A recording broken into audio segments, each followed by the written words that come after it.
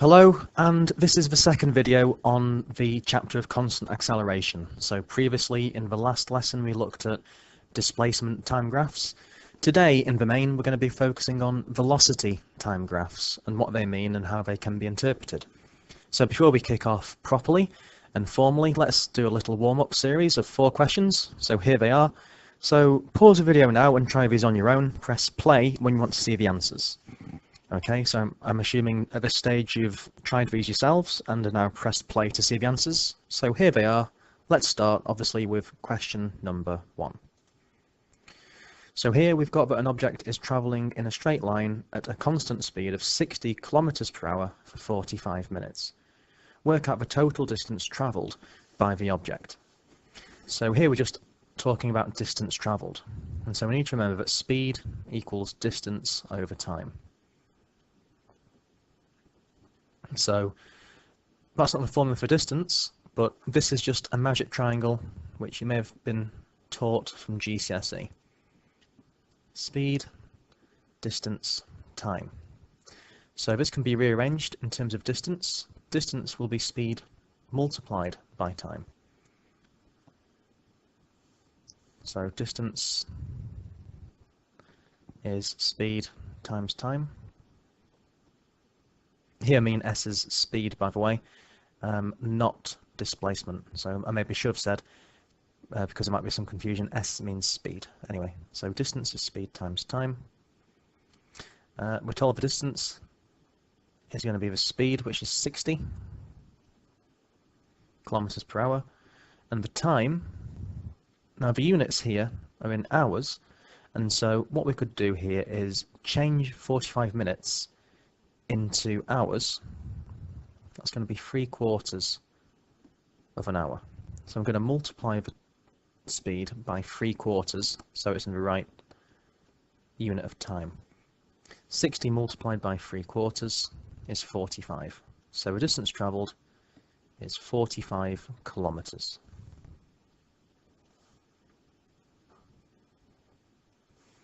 Next, let's see question 2. So question 2, it says, for the object mentioned in question 1, sketch a velocity time graph in the space below. So I'm just going to cheat slightly and get a velocity time graph I've pre-drawn. So here it is. And I've put here the time units in hours to make it slightly easier. So we were told here that it was travelling at a constant speed of 60. So we're going to go for velocity as being 60 as well. So if we sketch this in, like so, and it travelled at 60 for 45 minutes, which is 3/4 of an hour, which in terms of decimals is 0.75. And so what we need to do here is obviously just curtail it at 0.75, because that's the only time period which was mentioned for the question. So it now says to calculate the area under the graph. And so the area under the graph is the length multiplied by the width. So one dimension multiplied by the other. So I'm going to go for 60 first, then multiply by 0.75. And again we get 45 units squared. Okay, and we might need to recall here from question 1 that the distance travelled was 45 kilometers. So it's one and the same thing as the area under the graph. And so this is a main point for today. The area under a velocity time graph tells us the displacement. Okay, in terms of the area, I'll just leave this as 45. The units here would be this unit multiplied by that unit, so it's going to be kilometers. So the area under a VT graph tells us the displacement. That's a really main concept, one you need to remember and apply. Let's see question 3. So here we've got a diagram below showing a straight line graph. Find the area under the graph. And so let's imagine here that this was a VT graph. Let's imagine x was in time and y was velocity. If we worked out the area under the graph, we'd be calculating the displacement that the particle, object or person has covered between the origin and this point here.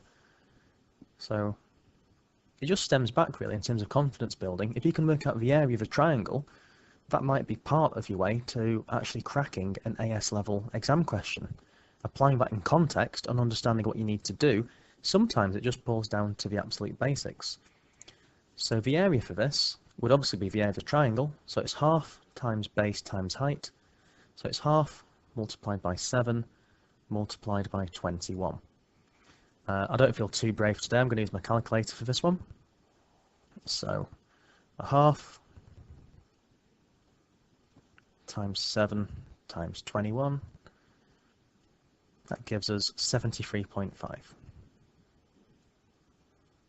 So I'll just call this 73.5 units squared.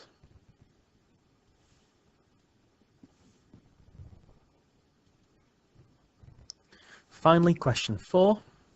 Question 4 says, again, to find the area under this graph. So the area of this one, you could split it into a rectangle on the bottom and a triangle at the top. I'm going to go straight for doing the area of a trapezium. So the area will be the average of the parallel sides. So this side here is 5. This side here is 0 to 25, which is 25. Then we multiply that by the height, or the length, the distance, perpendicular distance between the parallel sides. So from 0 to 10, that's going to be 10. So again, on a class whiz, or whichever you prefer, that should be 150.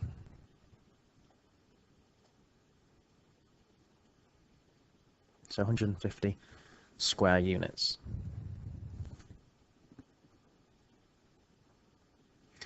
So, like I mentioned, let's now have a talk about velocity time graphs. So, the motion of an object can also be represented on a velocity time graph. We've seen before it could be represented on a displacement time graph. It can also be represented on a velocity time graph. So, velocity is always plotted on the vertical axis and time is plotted on the horizontal axis. Again, for the same reason, time is the independent variable. So in these graphs, v represents the velocity of an object. Almost always it's in meters per second, and t represents the time taken, and almost always it's in seconds. Like I said before in the previous video, you can have different units of velocity and time, but the standard globally recognized units of velocity are meters per second. So that's why that is the standard and often seen in exams and questions you'll encounter. So let's have a look at 3 basic scenarios here. So the first one is where we have a VT graph, and it's just a flat line on 0. So the velocity is 0 throughout. In this case, the velocity is 0, and that just means the object is stationary. The object is not moving, it's at rest. So a fairly boring, obvious graph, but let's take it up a notch. Let's see it if the velocity wasn't 0. So maybe the velocity is like this, it's not changing in relation to time. What if the velocity was graphed as such? Well, that would mean the velocity is constant and non-zero. So the object would be moving, but it's not accelerating. So it's at a constant velocity, it's maintaining its velocity, it's not doing anything fancy. It's not speeding up, it's not slowing down. And the final option, which you might encounter, is something like this, where the velocity is increasing as time increases. So if velocity is increasing at a constant rate, like this, we can say that the object is therefore moving with constant acceleration. Now, if the velocity time graph had a curve where it was curving upwards, that would still be showing acceleration, but the acceleration would be non-constant. That would be showing variable acceleration. So if it's a VT graph with a straight line with a non-zero gradient, that means a constant acceleration. If you have a VT graph with a curve, either going up or going down, that again shows acceleration, but that's variable acceleration. There's a chapter on that, chapter 11, which I'll explain at a later point in time. Going back to questions 1 and 2 of a warm-up though, it's well worth pointing out again, the main theme of today is that the area under a velocity time graph tells us the displacement of the particle in question. So that's the main takeaway point for today. The area under a VT graph works out the displacement for us. So with that in mind, let's have a look at a couple of worked examples. So here we've got worked example 1.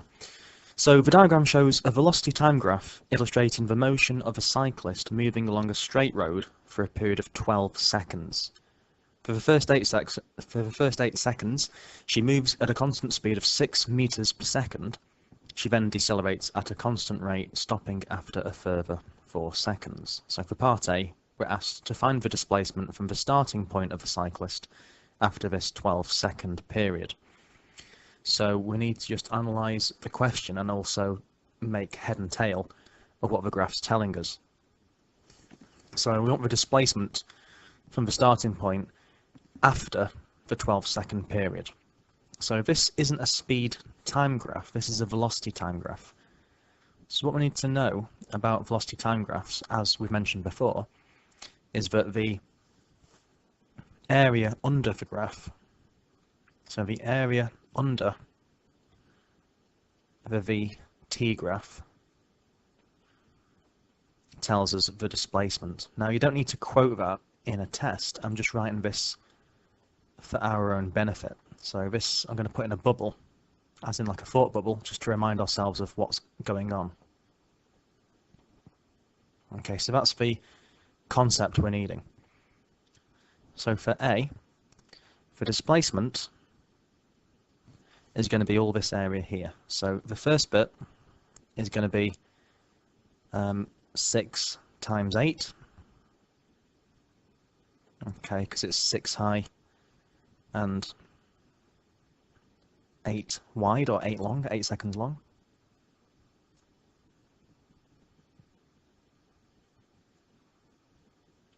So the first bit of the area we need to work out is 6 times 8. And then, of course, some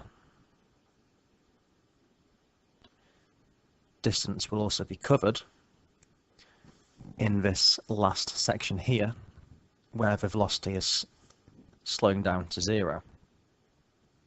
So in this section here, bear in mind as well, the velocity is always non-negative, it's always positive, apart from when it gets back to 0, and so the cyclist will continue to move away from the origin. So don't confuse this with a displacement time graph.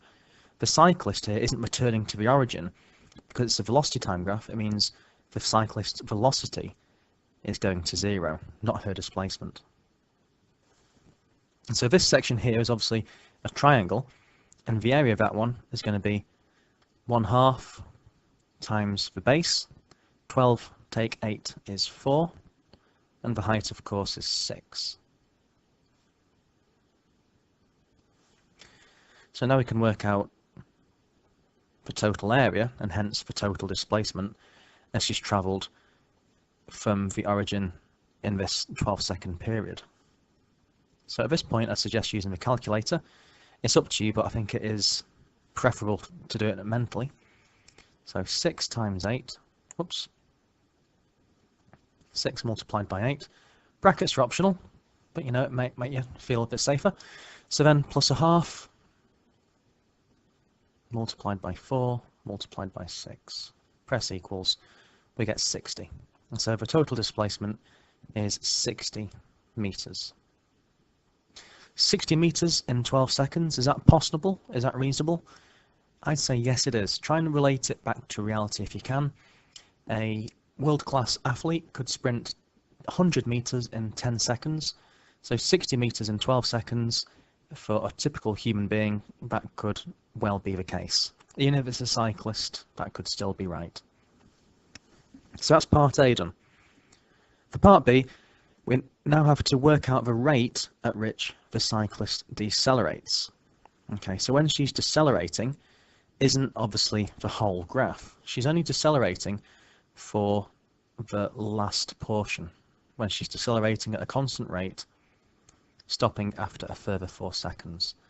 So her deceleration is just this portion of the graph.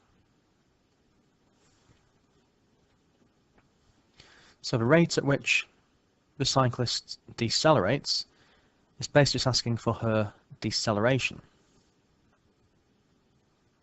So B, the deceleration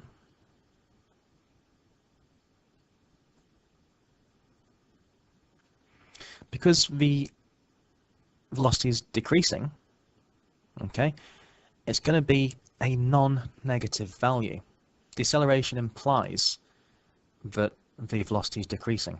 So deceleration is going to be what it started at, which is 6 down to 0. So the positive change in velocity is 6 minus 0, and the time taken to make that change is 12 minus 8. So she's decelerating at a rate of 1.5 meters per second. 6 at the top, 4 at the bottom. 6 divided by 4 is 1.5. So she's decelerating by 1 meter per second each second. So the deceleration is 1 meter per second squared. And obviously this is the standard unit for deceleration. So let's now have a look at a second worked example. So for this worked example, we have a particle moving along a straight line. The particle accelerates uniformly from rest to a velocity of 8 meters per second in t seconds. The particle then travels at a constant velocity of 8 meters per second for 5t seconds, and finally the particle then decelerates uniformly to rest in a further 40 seconds. Sketch a velocity time graph to illustrate the motion of the particle. So part A is entirely reliant on an accurate sketch of the information we've been given. So what we need to do here is sketch, as it's saying, a velocity time graph. So time, the independent variable on the horizontal axis, and velocity on the vertical axis. I'll call that the origin. So first of all, it's accelerating uniformly from rest to a velocity of 8 meters per second. Uniform acceleration implies that it's going to be a straight line on a velocity time graph. So we're going to do this going up to 8 meters per second. So I'm going to label this 8. And the time taken for that change is t. So this time here is t. So we can now fill in some more information. So if the particle accelerates uniformly from rest, that means accelerates at a constant rate in t seconds. So we've done that bit. What else are we told?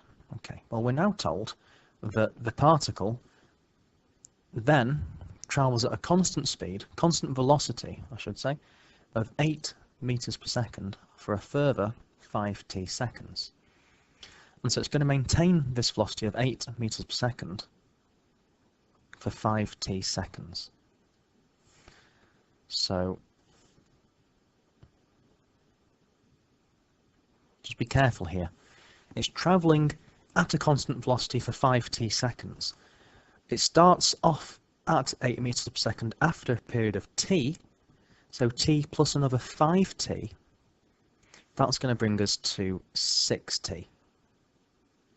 And just to make it perfectly clear, or at least try to make it perfectly clear, I'm just going to label here that from t to 6t is a period of 5t seconds, which is what this question is saying here. We're then told, finally, that the particle decelerates uniformly to rest in a further 40 seconds. And so finally what this particle is doing is it's going back down to a velocity of 0 in another 40 seconds time. So it starts decelerating after 6t plus another 40, that's going to be 6t plus 40. So we've labelled in everything we can here with this sketch. So we're just interpreting the information from the question, putting it all into a carefully labelled sketch of a velocity time graph. So that's part A pretty much done. We've sketched the velocity time graph as well as we can do. We're now told that the total displacement of a particle is 600 meters, and we're asked to find the value of t. At this stage, again, we need to remember that the total displacement is going to be the area under the graph.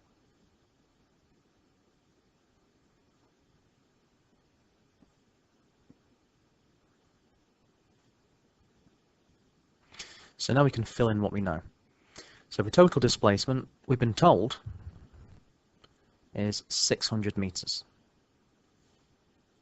So we can say this is going to be equal to 600. Now, the area under the graph, well, this graph, as you can hopefully see, it's got the shape of a trapezium. And so the area under the graph is going to be the area of this trapezium shape. Okay? So if you remember from GCSE, hopefully you do. If not, I'm going to tell you what the area of trapezium is. What we do is we average out the parallel sides. So we average out the top and the bottom. So it's the half of the top, which is 5t, and the bottom, which goes from 0 to 6t plus 40.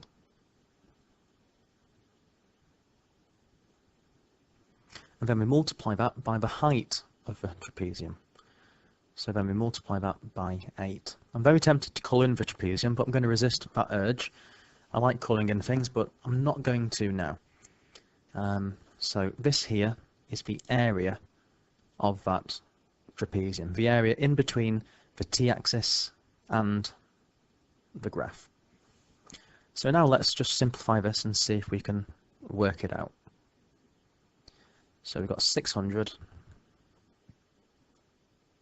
equals, well, half times 8, half of 8 is 4. Okay, so I can say half of 8 is 4. Then 5t plus 6t is 11t, and 4t is obviously 40. So I can now divide both sides of this equation by 4. So I get 150 equals 11t plus 40. If I now take 40 from both sides, I end up with 110 equals 11t. Finally, dividing both sides by 10, I see that t must therefore equal 10 seconds. And that's the question done. So it all hinges here, as mechanics often does, on a carefully labelled diagram, in this case a carefully labelled graph. So after those couple of examples, you now need to try and fly solo and do some on your own. So on that note, if you could turn to page 135 and 136, exercise 9b, and try all of those questions on your own. Check your answers as you go. If you're getting stuck, ask a neighbour. If you're still stuck, obviously then ask me. If you can't find me, for example, if you're working remotely or you're ill, drop me an email or leave a comment in the comment section of the video and I'll get back to you as soon as I can. If I don't get back to you, send me a gentle reminder and then I'll try to remember to prioritise you in case my emails have just jammed or whatever it might be. Anyway, thank you very much for listening. Do consider subscribing. Take care of yourselves. I'll see you all soon.